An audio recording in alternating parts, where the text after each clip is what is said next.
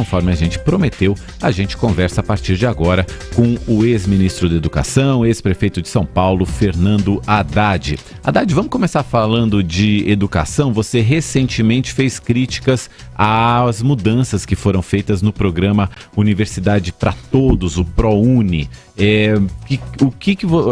Na verdade, o governo ele pegou um programa que ele era destinado a alunos mais de renda básica, da escola pública, que vinham da escola pública, e meio que tornou esse programa válido para todo e qualquer estudante. Quais são as consequências disso? Olha, na verdade, você está abrindo o campo para fraude. Porque quando você fala que um aluno do ProUni tem que ser oriundo da escola pública, você está garantindo que a bolsa está indo para 88% da população que não pode pagar a escola particular. 88% dos estudantes de ensino médio estão na escola pública. Ou seja, um recorte absolutamente seguro de que a bolsa vai ser destinada para quem não pode pagar. A partir do momento que você abre para todo mundo, aí fala, mas tem o recorte de renda. Mas a gente sabe que a renda declarada no Brasil é muito diferente da renda efetiva. Muita gente tem bico, tem pequenos negócios e coloca o filho na escola particular. E vai poder disputar uma bolsa do ProUni com um menino da periferia, da favela, do campo, que não tem a menor condição de pagar e pode tomar a vaga dele. Então não é uma coisa justa isso. O recorte do ProUni é aluno de escola pública. Agora, nós temos o parque de universidades federais que nós dobramos de tamanho. Nós dobramos o número de vagas nas universidades federais, que aí é gratuita para todo mundo, independentemente da renda. Então o aluno de escola particular, não é que ele não pode estudar de graça, não é que ele não pode fazer uma faculdade de graça, ele pode. Se ele tiver uma boa nota no Enem, ele vai para uma federal. E mesmo se ele for milionário, ele não paga. Sim. Então por que mudar o ProUni? O ProUni foi criado, né? Ele foi concebido por mim e pela minha esposa, que éramos técnicos nos ministérios, eu do planejamento, ela da educação. Nós criamos dentro de casa. ProUni é filho nosso. E com foco nos meninos e meninas que não podiam pagar. Então o governo está distorcendo o ProUni e pior, ele está afrouxando as regras de controle do que a gente chama de filantropia. E aquelas instituições confessionais que não pagam sequer a cota patronal da Previdência Social e que tem que oferecer mais bolsa. Eles estão afrouxando as regras de controle das filantrópicas, estão afrouxando as regras de controle de acesso. Ou seja, eles estão desvirtuando o programa. E que impactos isso vai trazer, Haddad? Isso vai trazer os seguintes impactos. Você vai ter mais fraude na distribuição das bolsas, tanto do ponto de vista do acesso de quem não é de escola pública, quanto do ponto de vista da concessão de bolsa pelas filantrópicas que não vão ter mais os filtros que nós criamos para evitar aquela coisa do apadrinhamento, sabe? Eu sou dono de uma instituição privada, então eu vou dar, por exemplo, uma bolsa para o filho de um político. Ou para o filho de... Sabe uma coisa assim? Vai voltar o clientelismo. E não, para que isso se a nota do Enem...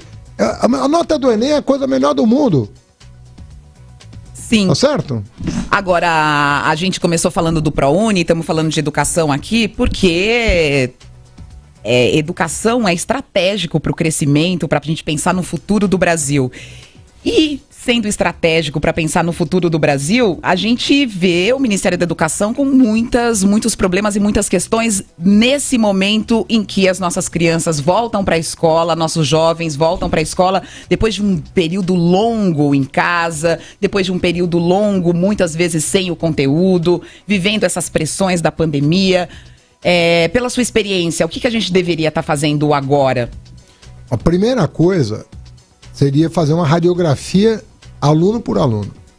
Nós teríamos que saber há quantas anos cada aluno nosso, cada escola nossa, e fazer um plano, eu diria de médio prazo, porque não é de curto prazo, fazer um plano, vamos dizer, de 2 ou 3 anos, para a gente arrumar a educação pós-pandemia. Nós temos professores qualificados e comprometidos, em alguns estados valorizados, inclusive, não em todos, mas em alguns valorizados. todos comprometidos com o futuro dessas crianças que foram prejudicadas pela pandemia, e nós teríamos que fazer. Isso vai envolver recurso, porque nós vamos ter que estender jornada, melhorar a infraestrutura, garantir conectividade, porque muitos alunos pobres não têm conexão. Nós vamos ter que estender o período em que a criança esteja envolvida com atividades educacionais, e aí, 2 anos depois, ou 1 ano depois, ou 2 anos depois, fazer uma nova radiografia, como se fosse um acompanhamento de uma espécie de tratamento. Sabe quando você põe em tratamento? Você vai lá e faz exames de sangue periódicos? É mais ou menos o que você teria que fazer com a educação. Você teria que fazer um acompanhamento periódico até você atingir aquele patamar, né, necessário para que os efeitos da pandemia estejam diluídos. Isso não será feito em 3 meses. Lamento informar, isso vai exigir trabalho, vai exigir dedicação, compromisso, e não será feito nem em 3, nem em 6 meses. Nós temos que ter um órgão planejador da educação que em 2 ou 3 anos, talvez até 4, restabeleça a normalidade pré-pandemia, lembrando que nós já devíamos ter avançado nesse período. Portanto, nós temos não só que recuperar o que perdemos, mas recuperar o que deixamos de ganhar. Agora, o que tudo indica, pelo que a gente tem observado e acompanhado, esse tipo de trabalho não vai ser feito no ano que vem. Ou seja, o que o próximo ministro da Educação vai herdar em 2022? Não, ele vai herdar uma terra arrasada. Isso aí não tem. Isso todo educador sabe. Isso não depende de partido político, viu? Se você sortear o educador e trouxer aqui para sabatinar, todos vão dizer a mesma coisa. Olha, os órgãos, nós temos 3 órgãos no Ministério da Educação que são, assim, joias que o Brasil construiu. A CAPES, que cuida de formação de professores de toda a pós-graduação. Mais de 100 pessoas se desligaram da CAPES no último mês em repúdio às atitudes do governo. Cientistas do Brasil inteiro, os melhores. No INEP, a intromissão do governo no Enem fez com que mais de 30 técnicos deixassem postos de comando do órgão. O FNDE está todo aparelhado pelo Centrão, que é o órgão de compras governamentais. Toda essa compra de livro didático, ônibus escolar, computador, conexão, tudo isso é feito por um órgão que chama Fundo de Desenvolvimento da Educação, Fundo Nacional de Desenvolvimento da Educação. Ele era gerido, na minha época, por uma pessoa da carreira do Tesouro Nacional, tão importante que era. Vamos pegar uma pessoa de carreira. Hoje ele está inteiramente aparelhado pelo Centrão, que só olha para contrato. Esse órgão é um órgão que ele escolhe para onde direcionar as verbas, né? Os recursos, né? E ele está todo aparelhado por quê? Porque agora quem decide não é a autoridade educacional, é a emenda parlamentar. É a base de sustentação do Bolsonaro no Congresso. Agora, quem é mais qualificado, com todo o respeito, quem é mais qualificado para direcionar os recursos da educação com base em critérios técnicos?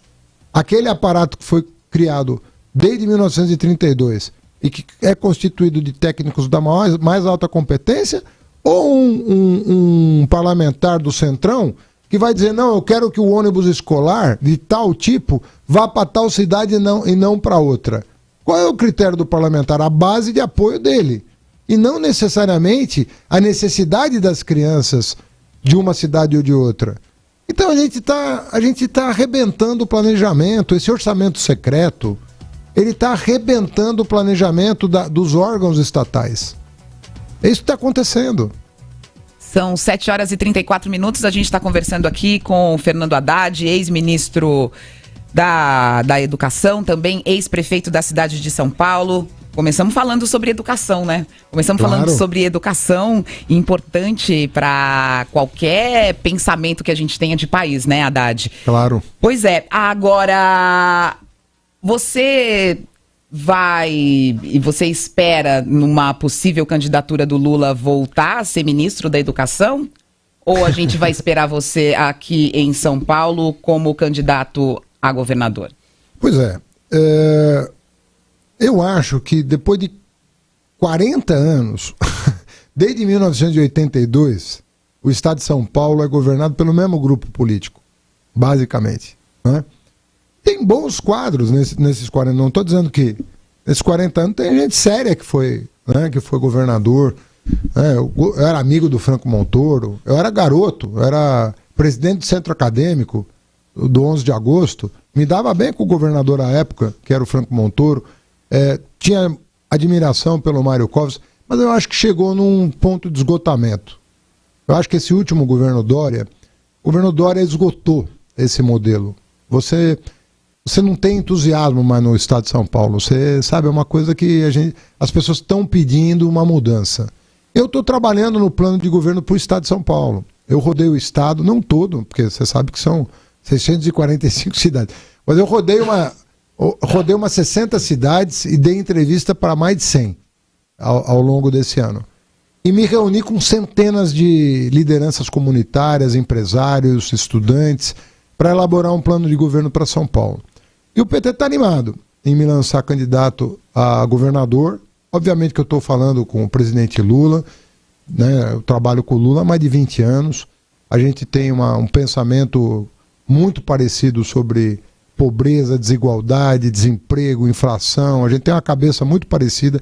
Na educação, eu acho que eu deixei um legado extraordinário, porque eu tive na retaguarda o presidente que mais investiu na educação na história do país. A quantidade de jovens que nós conseguimos, jovens que eram filho de pessoas humildes e não teriam a menor condição de sonhar com uma universidade. São milhões de pessoas que nós conseguimos dar uma oportunidade, abrir a porta da universidade. Muitos são meus amigos, cotistas, prounistas, fiéis, uma porção de gente que fala, pô, Haddad é legal, agora eu sou engenheiro, agora eu sou médico, agora eu sou advogado, eu sou enfermeiro, eu sou professor. Porra, se isso não emocionar, sabe? Então eu vejo que tem uma galera que chegou, é uma moçada que está disposta a ajudar a reconstruir esse país. É gente que pode ocupar cargos de comando no país. É gente que já está com mestrado, já está com doutorado, no mínimo está com o diploma na mão. E eu acho o seguinte, por que não a gente governar São Paulo de uma outra maneira, mais amigável, mais permeável, que as pessoas participem mais das decisões. Nesse programa que você está desenhando, elaborando, quais que seriam as linhas mestras aí, os pilares? Não, veja bem, você tem os temas centrais, né? Você tem saúde, educação, segurança, são temas centrais. E nós temos proposta para cada uma dessas áreas que nós vamos apresentar e, na minha opinião, elas vão empolgar. São projetos inovadores na área da educação, na área da saúde, na área da segurança, mas também eu quero apresentar um plano de desenvolvimento para cada região do estado, porque a gente considera o estado de São Paulo homogêneo e ele não é. Ele não é homogêneo. Tem regiões ricas do estado, tem regiões que precisam de apoio governamental. Esse apoio governamental está tardando a chegar. Né? Eu estou falando de 40 anos. Né? Você pega Pontal, Vale do Ribeiro, tem vários pontos do estado que estão estrangulados, não tem um plano de desenvolvimento local. As compras governamentais não estão sendo utilizadas para fomentar o desenvolvimento mais equilibrado do estado. Nós temos problemas de desestruturação da segurança e da saúde em vários pontos do estado. Então, nós estamos fazendo um mapeamento com microdados, sabe? Cidade por cidade. Porque quando a gente entrar, nós vamos entrar com aquilo que a cidade precisa. E a gente está vendo também, Haddad, as consequências aí da crise econômica gerada pela pandemia, desemprego enorme. O desemprego enorme. E a gente tem visto muito e falado muito aqui na rádio do estado mais rico do país, a cidade mais rica do país, assistir a tanta gente passando fome, a tanta gente morando na rua. É um aumento que assim, não precisa fazer pesquisa, é só sair pelas ruas e olhar. Eu nunca vi, olha, eu sou paulistano de nascimento, né? E por pouco tempo da minha vida morei fora de São Paulo. Então eu tô há 58 anos vendo São Paulo, né? Família toda daqui e do interior. Tenho metade da minha família do interior de São Paulo, metade mora na capital. Eu nunca vi o que está acontecendo. Mesmo no interior, você tem sinais de extrema pobreza. Pô, o estado mais rico da federação, 1/3 do PIB. Não é brincadeira, São Paulo. E você vê coisas inaceitáveis. Eu não vejo ação do governo do estado em relação à pobreza. O Dória aumentou o imposto sobre o leite. Agora. Me explica isso. Já ninguém está conseguindo comprar carne, ovo. Agora se vende pé de galinha e quilo do osso. O sujeito aumenta o imposto sobre o leite, e o leite nem foi o de caixinha, foi o de saquinho. Que é aquele leite que o cara vai na padaria lá em frente da casa dele para comprar, aumentou o imposto. São coisas que não dá para entender. Por isso que eu estou falando que há um esgotamento do modelo. Eu acho que o Dória esgotou o modelo. Tomou medidas completamente equivocadas durante a pandemia. Agora, Haddad, uma candidatura sua ao governo de São Paulo passa por uma articulação que envolve a candidatura à presidência da República do ex-presidente Lula, que está negociando com o Geraldo Alckmin para que ele componha a chapa como vice-presidente. O Alckmin já saiu do PSDB, estaria aí para escolher o partido com possibilidade de ir para o PSB. Isso tem movimentações no jogo político aqui de São Paulo. A coisa fica centrada aqui em São Paulo porque o Alckmin seria um candidato ao governo, seria um candidato natural ao governo do estado, que estaria abrindo mão dessa candidatura. Eu queria que você falasse sobre esses dois pontos de vista. Como é que fica uma possível candidatura sua nesse cenário e como é que você tem visto essa negociação entre Lula e Alckmin para compor uma chapa à presidência da República e vice? Olha, deixa eu começar do começo, porque aí fica mais fácil para o ouvinte entender o que está em jogo, né? Vamos começar do começo. O que está acontecendo de fato? O PT está buscando uma aliança prioritária com o PSB e com o PCdoB. Por que eu digo prioritário? Porque são partidos já muito próximos do PT, onde tem sinergia, onde tem complementariedade em vários estados da federação. A gente governa juntos vários estados da federação. Então nós podemos fazer um núcleo que pode inclusive agregar novos parceiros, por exemplo o PV, a Rede, Solidariedade, que são partidos que têm proximidade ideológica conosco e não aceitam esse grau de desigualdade que está sendo imposto ao país. Pode até partidos de centro-direita, dependendo do arranjo, se aproximar. Então isso em primeiro lugar. Por que na minha opinião, aí tem que entrevistar o Alckmin, mas assim, eu acho que o Alckmin está saindo do PSDB porque o PSDB foi desfigurado, em grande medida, pelo Dória. E o Dória sequer concedeu a legenda para o Alckmin ser candidato a governador pelo PSDB. Botou o vice dele, o Rodrigo Garcia, que nem do PSDB era.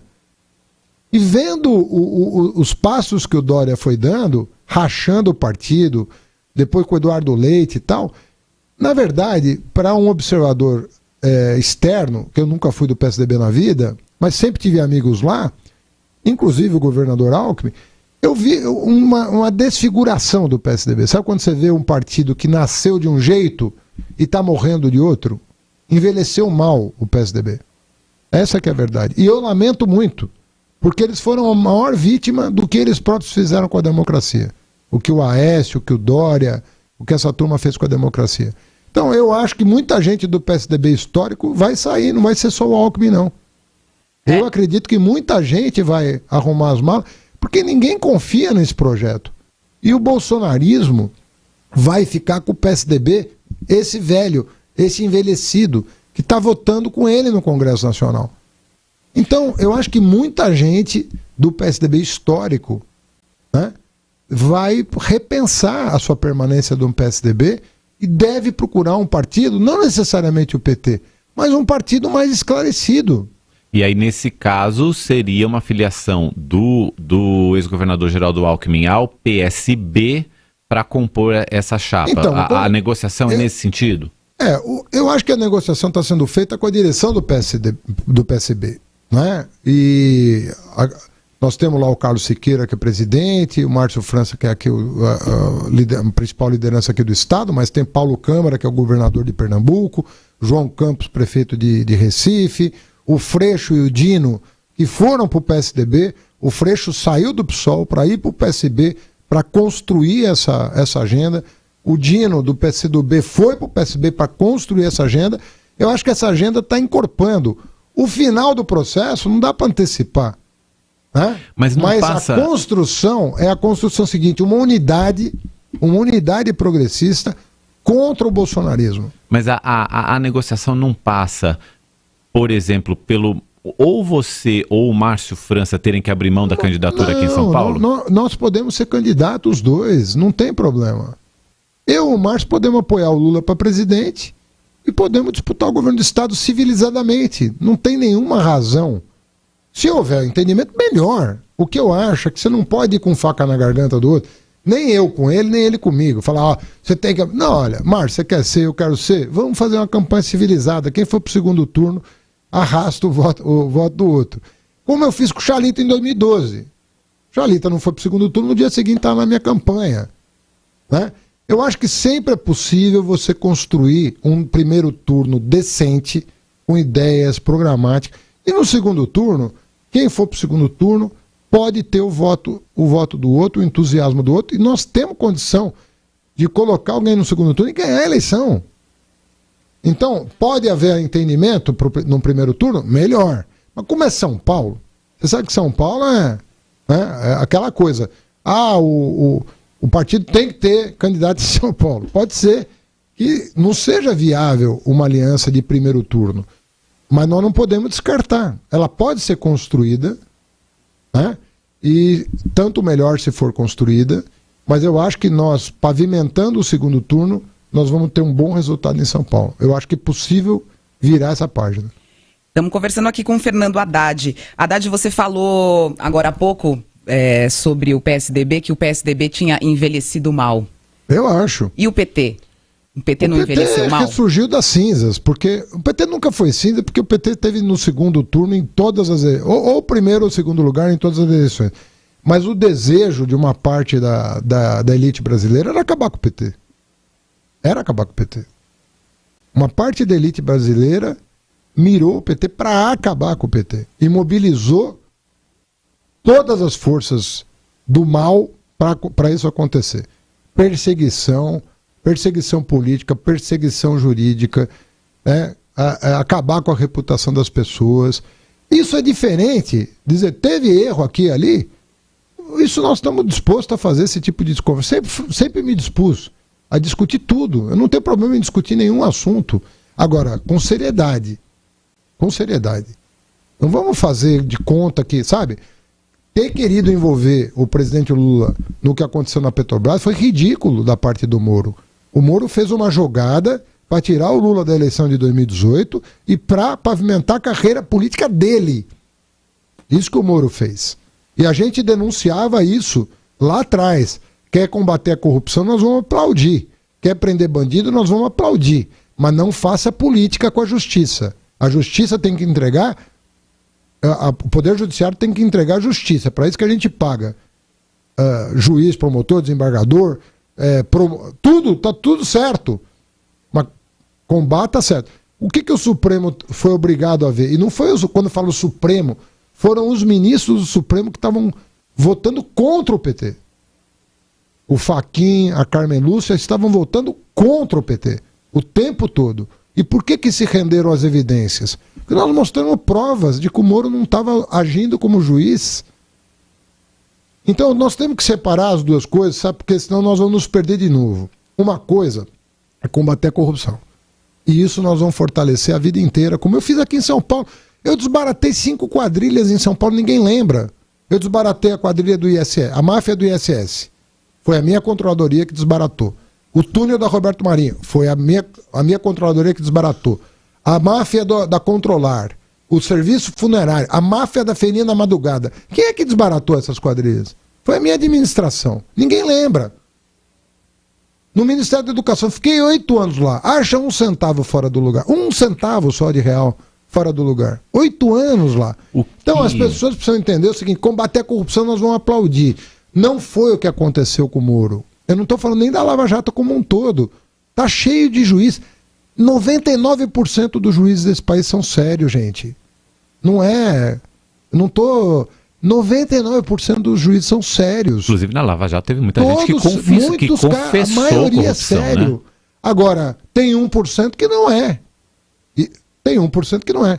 E o Moro não agiu com seriedade. De qualquer forma, Haddad, o que a gente tem visto ao longo da nossa história é que existe um determinado grupo político, que hoje a gente chama de centrão, que está sempre no poder e que está sempre envolvido em escândalos de corrupção, ou negociatas, ou algum tipo de toma lá da cá. Como fazer para quebrar essa roda que vem se movendo quase que automaticamente ao longo de tanto tempo na nossa história, e a gente ter um governo que consiga governar sem esse grupo que hoje é chamado Centrão? O PT, inclusive, governou com o Centrão. Né? Deixa eu primeiro fazer uma pequena diferença. Tanto o PT quanto o PSDB governaram com o Centrão, mas eles não eram os partidos que eram protagonistas do governo. A linha do governo era dada pelo PT, no caso do Lula, e pelo Fernando Henrique, no caso do PSDB. Agora, o Centrão é o governo. Não é que ele está no governo, ele é o governo. E essa diferença entre ser e estar é muita diferença. Mas você tem toda a razão. E talvez nós tenhamos agora, pela primeira vez, a possibilidade de fazer finalmente o Centrão ir para a oposição. Porque o Centrão não quer ser oposição. E por que os governos acabam tendo que admitir o Centrão, mesmo como parceiro minoritário? Porque o outro lado que perdeu não quer compor com o governo. Só que esse outro lado que perdeu não existe mais, que era o PSDB. Ele não existe mais. Então o Lula, se fizer uma ampla aliança, ele tem condições de compor um governo com uma base diferente. Agora, lembrando que quem compõe o Congresso Nacional é o eleitor. Então, aqui fica o recado também para o eleitor. Não vamos usar o nosso voto bem para presidente, mas vamos usar bem o nosso voto também para senador, para deputado federal, para deputado estadual. Porque o Centrão não é, né, não é um jabuti. Alguém botou o jabuti lá, né, como diz o ditado, né? E quem põe o jabuti lá é o voto. É o voto. Então vamos prestar atenção. Você que está descontente com o andar das coisas, com a economia, com a saúde, com a segurança, com a educação, com o meio ambiente, com a imagem do Brasil no exterior, você está descontente? Procura ver se o seu deputado, a quem ele serviu. Porque se ele serviu a esse governo e você recolocar ele lá, ele vai fazer a mesma coisa que ele está fazendo hoje. Porque é preciso lembrar que o presidente não governa sozinho, né? Tudo que o presidente faz, todos os atos do governo, eles têm origem no legislativo. Claro. Então Nós tínhamos que fazer uma cartilha para a população, porque a população, você sabe, o cara acorda às 4, vai dormir às 11 e 4 jornadas. Para ele se informar, você precisa ajudar ele a se informar. Eu queria criar uma cartilha, um ranking dos deputados, por exemplo, de São Paulo. Tem 70 deputados aqui. Quantos por cento o sujeito votou com o Bolsonaro? Então, fulano de tal, 90% com o Bolsonaro. E o ciclano? 10. Então, eu vou votar no quem votou em 10 com o Bolsonaro. Eu vou tirar o que votou em 90. Porque senão nós vamos compor a mesma base, que vai dar trabalho pro Lula. Em vez de ajudar o Lula, vai querer atrapalhar. A gente tá mencionando a questão do Centrão, a questão do Legislativo, a relação com o Planalto, mas e em relação ao Judiciário, mais especificamente em relação ao Supremo? Muita gente tem criticado o Supremo, dizendo que o Supremo tá tomando decisões que invadem a competência, principalmente a competência do Executivo, mas às vezes até a competência do Legislativo também. Como é que você tem visto isso? O Judiciário? Olha... Por exemplo, o Supremo tomou decisões importantes em relação agora à pandemia. Vamos falar da pandemia, então, que foi... É preciso explicar bem isso. O que o Supremo decidiu? É uma coisa óbvia o que o Supremo decidiu. Ele não decidiu pelo governo, ele explicou o que diz a Constituição. O que diz a Constituição? Você tem 3 esferas de governo, municipal, estadual e federal. Vamos supor que um prefeito tome uma decisão muito dura na sua cidade, em virtude das condições locais. E o governador tome uma decisão para o Estado mais leve. Qual que vale? Segundo o Supremo, vale a mais dura. É isso que o Supremo falou. O Supremo dirimiu uma dúvida. Quando tem 2 regras, uma estadual, uma municipal e uma federal, qual vale? o Supremo falou, a mais dura. É óbvio que tem que ser assim. Porque quando o prefeito está na sua cidade, sabe da necessidade ou de fechar o comércio, ou de abrir escola e tal, vale a mais dura. Aí o presidente fala, eu perdi autoridade. Não perdeu autoridade nenhuma, porque a regra que vale no Brasil é a dele. A regra que vale no Brasil é a do presidente. Mas se tiver um governador que, pelas especificidades locais, entenda, porque ele tem um aeroporto internacional, ele tem porto, ele precisa tomar medidas mais restritivas, no país vale a regra do presidente, mas naquele estado vale a regra do governador. O Supremo só interpretou a Constituição, não tirou 1 milímetro do poder do Bolsonaro. E ele está mentindo quando ele diz que ele perdeu as condições de governar por culpa do Supremo. Isso é desculpa esfarrapada de quem não conduziu a pandemia.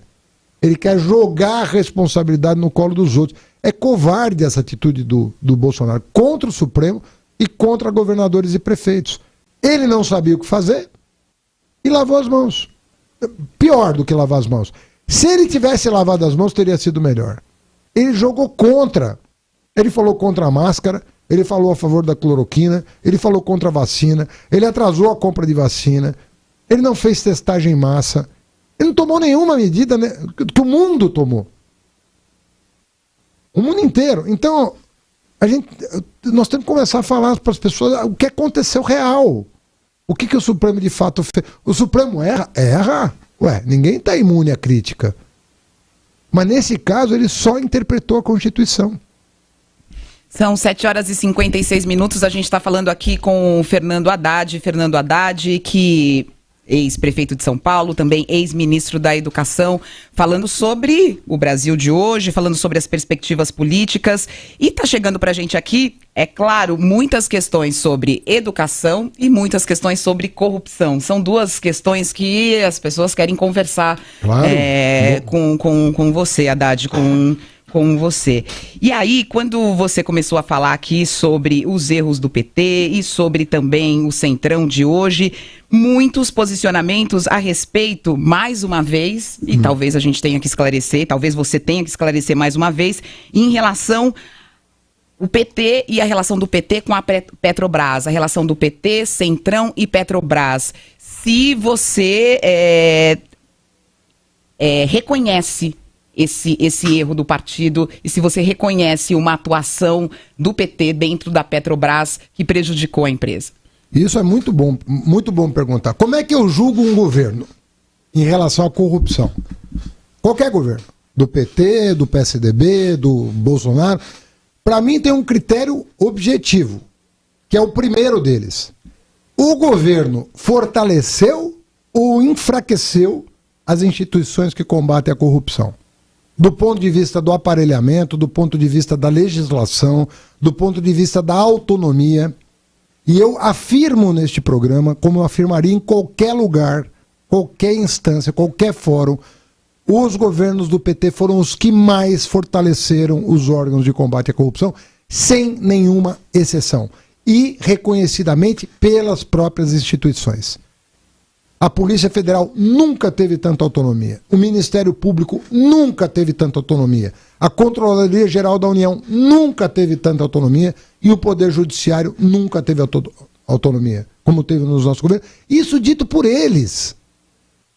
Agora, tem um abaixo-assinado de policiais apoiando a candidatura do Lula, porque dizem isso, nunca tivemos tanta autonomia. Então, a legislação, toda essa legislação que foi utilizada na Lava Jato, toda ela é do período do PT. Toda ela é do período do PT. Outra, teve diretores corruptos na Petrobras? Teve diretores corruptos. Por quem que eles foram, como eles foram investigados? Por essas instituições que nós fortalecemos. Alguma vez a Dilma nomeou alguém, como faz o Bolsonaro, para impedir alguma investigação? Algum superintendente da Polícia Federal foi removido do cargo por estar investigando? O diretor da Polícia Federal, geral, alguma vez foi demitido porque estava incomodando o partido? Nunca. Nunca. Toda a investigação foi feita sem nenhuma preocupação com o resultado dela. Este é o problema. Eles, ao invés, e toda a Polícia Federal agiu corretamente, o Ministério Público agiu corretamente. Nós estamos falando de Curitiba. Nós estamos falando de um juiz. Nós não estamos falando do Poder Judiciário. Nós não estamos falando do Ministério Público. É preciso separar as coisas. Nós estamos falando de uma força-tarefa, estamos falando do Dallagnol e estamos falando do Moro, que fizeram uma combinação para criar um partido político. E entraram nesse partido político e querem a presidência da República. É diferente, gente. Não tem comparação uma coisa com a outra. Por que em todos os outros estados não aconteceu isso? Por que só aconteceu numa vara? É um cara que foi ser ministro do Bolsonaro e agora é candidato a presidente da República. Nós estamos falando de um sujeito que está com mais de 60% de rejeição. Porque vestiu a toga, mas por baixo da toga tinha a camisa de um time, o dele, e não o da justiça. É isso que é inaceitável. Quando falaram, olha, quer processar o Lula, todos nós somos investigados e processados. Todos nós, eu não conheço nenhum político. Olha o que aconteceu agora com o Ciro Gomes, o absurdo. Às vezes a gente sofre agora, a gente sofre constrangimentos absurdos. Você, inclusive, teve um processo agora arquivado. Todos, né? Foram arquivados. Uhum. Todos. Eles vão entrando com o processo assim, se colar, colou. Aí 2 anos depois arquiva, porque não tem nada. E acontece o quê? Quer dizer, se você não tiver resiliência, se você não tiver resistência, nem entra na política. Haddad, são 8h01. A gente vai fazer um break agora, que a gente precisa entregar a programação para as nossas praças, que tem suas programações locais, mas o Fernando Haddad continua mais um pouquinho aqui com a gente para falar um pouco mais sobre São Paulo, sobre política, daqui a pouquinho, depois do nosso intervalo. Eu só queria dar também uma satisfação aqui para os nossos ouvintes. Claro que nem todos os ouvintes são eleitores do PT, são eleitores do Haddad, ficam contestando. Quando a gente chama alguém aqui no estúdio para conversar, assim, né? A gente lembra que, por exemplo, o ex-juiz e ex-ministro Sérgio Moro já esteve aqui com a gente, conversando também, dialogando, e a gente faz convites a todos os candidatos, pré-candidatos, políticos. A gente tem feito insistentes convites também ao ex-presidente Lula para que venham aqui dialogar com a gente. O que a gente quer mostrar para você são todas as visões, para que você tenha aí uma pluralidade de opiniões, de pontos de vista, para que você tome uma decisão mais consciente, uma decisão mais embasada no seu voto no ano que vem. É para isso que a gente está aqui prestando esse serviço. Haddad, a gente está falando agora especificamente aqui para o estado de São Paulo, e então vou aproveitar para te perguntar até sobre essa questão de metrô, de transporte sobre trilhos, que é um drama aqui na capital paulista. O trânsito voltou com tudo agora, depois da retomada das atividades em função da pandemia. Como é que a gente consegue acelerar a criação de transporte, de dar mais alternativas para a população nos grandes centros urbanos do estado? Pois é, primeiro cobrando que os governos cumpram suas promessas de campanha, né? Vamos resgatar as promessas de campanha do Dória em 2018 e ver o que ele entregou. Praticamente não entregou nada do que prometeu. Linha 6, por exemplo, prometeu terminar. Linha 17, prometeu colocar em operação, e por aí vai, né? A Grajaú, lá no CPTM, e por aí vai.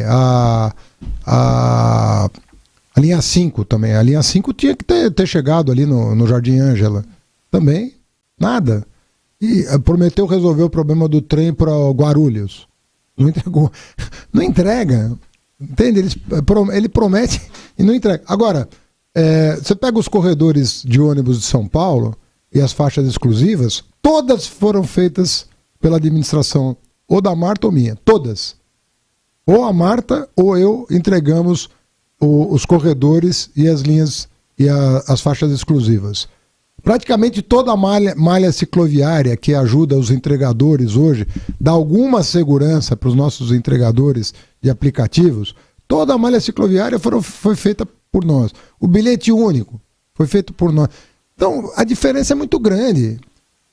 O passe livre do estudante foi feito por nós. O transporte noturno, São Paulo não tinha transporte noturno. Eu que introduzi o transporte noturno em São Paulo. Tinha motorista, garçom, enfermeiro, que você ficar das 2 às 5 esperando o ônibus passar, gente. E eu botei o transporte noturno em São Paulo. Então você vê que compromisso social não é uma coisa simples. É fácil falar, né? Mas quero ver fazer. Como é que a gente equaciona, por exemplo, questão de tarifa de trem, metrô, de ônibus? A gente teve uma alta grande aí de Esse é um problema gravíssimo. Eu dei uma ideia em 2013, que eu acho que até hoje é a saída para o transporte público de São Paulo, que era a municipalização da CID. CID, para quem está nos ouvindo, é o imposto que incide sobre a gasolina. Tá? Ele é um imposto que já é cobrado sobre a gasolina. E eu dizia que isso tinha que estar na mão dos prefeitos para subsidiar a tarifa. Porque agora, o prefeito de São Paulo já anunciou que vai dar um tarifaço aí no final do ano. Já anunciou que vai ter um tarifaço no transporte público na virada do ano. E ele joga a conta para o Bolsonaro, porque o Bolsonaro não para de subir a gasolina e o diesel. Então ficou essa briga. O prefeito de São Paulo brigando com o presidente brigando com o prefeito de São Paulo por conta da tarifa de ônibus. Vai vir um tarifaço aí.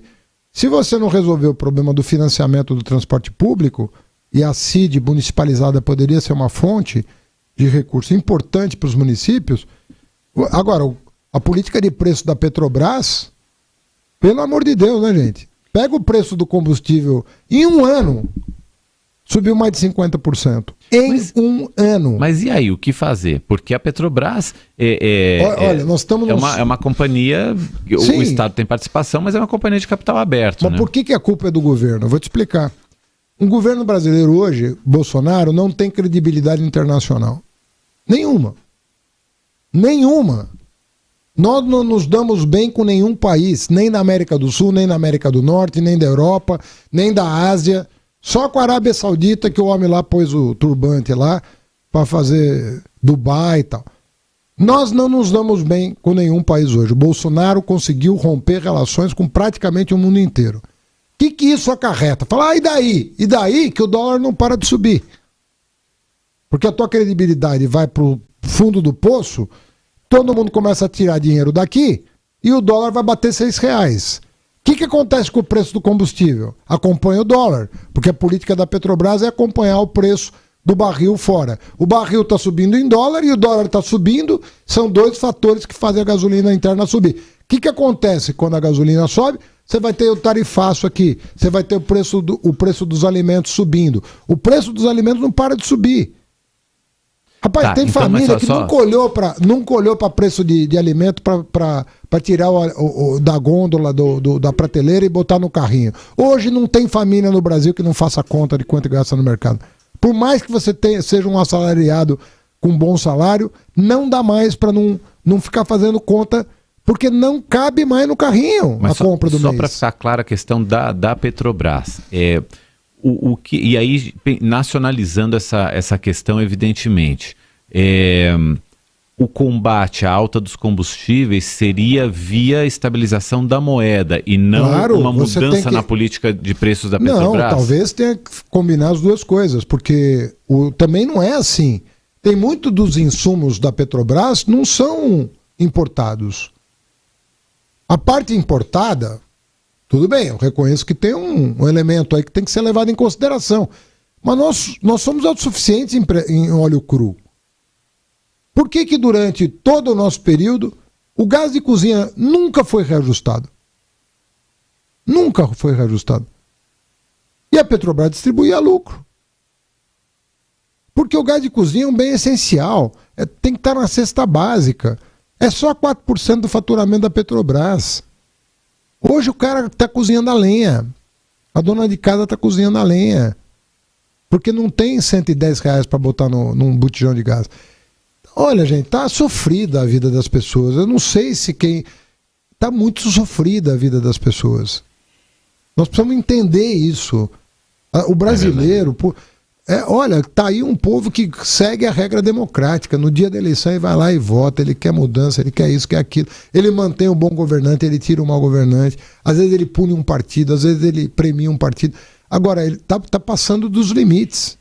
Tá difícil. 8h19. A gente tem uma pergunta aqui do nosso Heródoto Barbeiro, que deixou uma pergunta aqui para você, Haddad. Eu não falo com ele. Pois é, tem pergunta do Heródoto. Olá, muito bom dia, Haddad. Ih, mas tá sem som. O atual governo de São Paulo tem tido uma política bastante forte no que diz respeito às privatizações de uma maneira geral. Tem linha de metrô, tem linha de CPTM, tem parques estaduais, tem aeroportos, portos e vai por aí afora. E a minha pergunta para você é o seguinte: caso você venha a ser governador de São Paulo, você daria prosseguimento a essa política de privatização? Ou você optaria por voltar atrás e reestatizar aquilo que foi privatizado no atual governo? Qual é a sua opinião sobre isso? Excelente pergunta, mas eu não sou maniqueísta, sabe? Desse ponto de vista, ou isso ou aquilo. Eu não acho que a administração pública funcione assim. Vou dar um exemplo claro para quem está nos ouvindo, porque dá a impressão, quer fugir da pergunta. Não quero fugir da pergunta. Eu fui ministro da Educação. Eu e minha esposa elaboramos o ProUni, que é o quê? Uma parceria público-privada. E fui criticado pela esquerda mais sectária de ter feito o ProUni. A esquerda sectária, o Haddad está privatizando a educação, quando na verdade era uma parceria, não estava privatizando nada. Era uma parceria para o aluno que não podia pagar poder estudar. Ele não entrou numa universidade pública, mas ele não tem renda para pagar mensalidade. O que eu faço com ele? Expulso? Não, vou dar uma bolsa. Qual que é o problema de eu dar uma bolsa? Para quem não pode pagar. Agora, fui o ministro que mais expandiu a rede pública de educação superior. Nenhum ministro na história desse país expandiu mais as vagas públicas nas universidades do que eu. Ou seja, não existe essa ou isso ou aquilo. Depende do caso. Tem coisas que eu acho que não tem o menor sentido manter na mão do Estado. Por exemplo? O CEAGESP. Eu aqui em São Paulo falei, olha, o CEAGESP ele não precisa ser público porque ele é um arranjo econômico que se paga. Você não precisa botar dinheiro do contribuinte numa coisa que se paga. Não precisa ser do Estado aquilo. Vamos fazer um entreposto novo na região lá de Pirituba, Perus, vamos tirar 15 mil caminhões por dia das marginais, levar para um lugar adequado e lá na Vila Leopoldina vamos fazer um bairro bacana. O que é bacana para mim? Não é luxo. Bacana é o seguinte: pegar aquela população da favela, construir a habitação adequada para eles, porque tem área lá.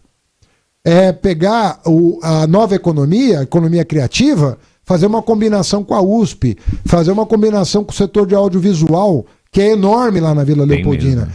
Vamos pegar a CPTM, linha tanto a que vai para a Zona Leste quanto a que vai para a Zona Sul, e fazer um arranjo. Quem sabe o metrô, né, que já está ali o metrô que vai para Paulista, quem sabe ele não desce mais uma estação e fica próximo da nova Vila Leopoldina. Olha, quer um projeto mais bonito que esse? Haddad. Né? E é uma combinação com o setor privado. Então não é assim, A ou B, não, tem vários arranjos. Agora, a Sabesp eu não venderia. É exatamente isso que eu ia te perguntar. Eu não venderia a Sabesp. Eu não acho que tem nenhuma razão para vender a Sabesp. Você vai fazer... Não tem nenhuma necessidade de fazer a Sabesp. A Sabesp é uma empresa sólida, é uma empresa que tem toda a condição de captar recursos, expandir a rede de esgoto, de coleta e de abastecimento. Nós podemos fazer um trabalho bom com a Sabesp sem a necessidade de vender. Água, sabe o que está acontecendo? O meu medo é que o modelo do Dória vai acabar acontecendo a mesma coisa que aconteceu com energia elétrica e telefonia. Não era um assunto tão importante e hoje o que pesa no bolso do trabalhador é brincadeira. Ninguém consegue pagar a conta de energia elétrica. Ninguém consegue pagar a conta de... Toda hora você está trocando o pacote de telefonia. Essa semana mesmo eu liguei para minha operadora e falei, muda o pacote, pô. Sabe? Eu não quero esse pacote todo. Porque você não começa uma hora que você não tem mais recurso para pagar. Você tocou num ponto importante e que é uma questão que a gente vem percebendo que está se acentuando ao longo do tempo. A gente tem aí as consequências das mudanças climáticas também, que é a questão da água, dos reservatórios que abastecem a região metropolitana, por exemplo. A gente teve uma crise muito forte em 2014 e voltamos até agora. Como que a gente vai ter que planejar isso, essa questão, a questão ambiental mesmo dentro do Estado? O nosso Estado é um Estado que tem uma agricultura muito forte, é um Estado que tem zonas enormes de concentração de pessoas, cidades, zonas metropolitanas, regiões metropolitanas. Como a gente lida com a questão das mudanças climáticas? A gente está tendo chuvas mais fortes, a gente tem toda uma questão para administrar que o próximo governo vai ter que olhar para isso. Né? Tem que entender muito de dinâmica urbana. E eu vou te dizer uma coisa, São Paulo não vai parar de crescer a cidade. Não vai. São Paulo é um polo de atração muito forte. Olha, eu aprovei um plano diretor para a cidade de São Paulo. Na minha opinião, é o primeiro plano diretor sério dessa cidade. Porque os outros, sinceramente, eram planos muito acanhados. Olha o boom imobiliário que teve em São Paulo. Gerou emprego, gerou... Né? Tem gente que às vezes critica, tá construindo prédio demais, mas é perto do metrô, é sem vaga de garagem. Entendeu? É outra coisa, é outra filosofia. É uma filosofia de cidade completamente diferente. Só que a cidade vai continuar atraindo, porque a cidade de São Paulo é uma potência mundial. Ela vai continuar atraindo moradores. Eu vou te dar um exemplo. Minha família veio do Líbano. Metade dela foi pro interior. Votuporanga, Andradina, Jundiaí, Monte Alto, tem tudo Haddad lá para meus parentes. Metade veio para a capital. Quase todos os meus primos de segundo grau já moram na capital, embora mantenham negócios no interior. Por quê? Porque aqui é um centro de gravidade muito forte. Isso significa que algumas cidades vão diminuir ou estabilizar o seu número de habitantes. Por que eu levei Instituto Federal e Universidade Federal para o interior? Para segurar a juventude lá. Porque senão todo mundo cai aqui. Então, o Instituto Federal de São Paulo está em 37 cidades hoje. Mas voltando para a questão climática. Aí é que eu ia te dizer. Se ela vai continuar crescendo, e São Paulo vai, nós não podemos dissociar o nosso futuro do país do ponto de vista ambiental. Essa coisa de sujeito aplaudir o Bolsonaro porque está devastando a Amazônia e nós vamos produzir mais soja, isso é uma bobagem. Nós já estamos sofrendo boicote à nossa carne. Daqui a pouco ninguém mais compra carne do Brasil se nós continuarmos desmatando a Amazônia. Porque vão retalhar o Brasil. Sabe por quê? Porque não precisa desmatar para produzir mais. É uma mentira. Não precisa. Isso é grileiro. E isso é garimpo ilegal. É isso que está em jogo. Não tem nada a ver com o agronegócio. Nada. Nós temos, imagina a quantidade de terra que nós temos ainda disponível. Nós temos terra improdutiva até hoje no Brasil, cheio de área desmatada improdutiva. Nem imposto a gente cobra desses caras. Agora, o desmatamento está afetando todo o regime de chuvas aqui do Sudeste. Nós, no Sudeste, dependemos da Amazônia. Nós dependemos da Amazônia. Nós estamos afetando negativamente o agronegócio no médio e no longo prazo. É isso que está acontecendo. 8h28. Fernando Haddad com a gente, ex-prefeito de São Paulo, ex-ministro da Educação. Temos questões aqui, algumas questões sobre saúde. Eu estava lendo aqui para ver se eu consigo organizar e perguntar para você sobre projeto para a saúde no estado de São Paulo. Você já adiantou para a gente que sim, que está rodando o estado, que está elaborando um projeto, planos, perspectivas. O que a saúde de São Paulo precisa melhorar hoje do estado de São Paulo para que a gente seja melhor atendido, para que a gente diminua o número de pessoas que estão precisando de exames, para que as pessoas tenham um bom atendimento nas unidades básicas de saúde? Eu vou te dar dois exemplos importantes.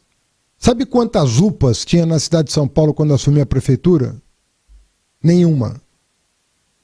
Repito, em 2013, assumi a prefeitura de São Paulo, a cidade não tinha nenhuma UPA. Eu fui o primeiro prefeito que trouxe o programa de UPAs para São Paulo. Sabe quantos hospitais dia tinha na cidade de São Paulo? Nenhum. Eu criei 21 hospitais dia na cidade de São Paulo e 11 itinerantes. Por quê? Porque o SUS, ele estava acostumado a ter o posto de saúde, a UBS, e o hospital geral. Não funciona. Se você não tiver uma camada intermediária de atendimento, de procedimentos entre a posto de saúde e o hospital, você vai sobrecarregar um e outro. Essa camada intermediária é para quê? Exame de especialidade, consulta de especialidade, cirurgias ambulatoriais. O que é a cirurgia ambulatorial? Aquela que você não precisa internar a pessoa num hospital geral. A UPA, para tirar do pronto-socorro do hospital, você tem até a UPA. O SAMU, que foi criado pelo governo do PT. Ou seja, você tem que completar o ciclo, o processo de saúde. E apostar, evidentemente, em prevenção e promoção da saúde. Está se investindo pouco nisso. Pouco em prevenção e promoção.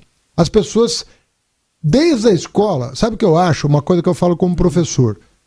A gente tem pouco currículo sobre saúde humana.